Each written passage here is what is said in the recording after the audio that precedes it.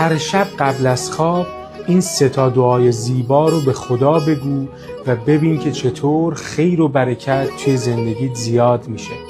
اول خدایا خودت به زندگی من برکت بده، اینطوری محتاج هیچ کسی نمیشی. دوم خدایا از آرامش خودت به قلب من بتابان، طوری که هیچ کس نتونه آرامش من رو به هم بریزه. سوم خدایا عزت و آبرومو به خودت سپردم، خودت منو عزیز کن و آبرومو حفظ کن. و این شعر زیبا رو به عنوان یک جمله تأکیدی با خودت تکرار کن.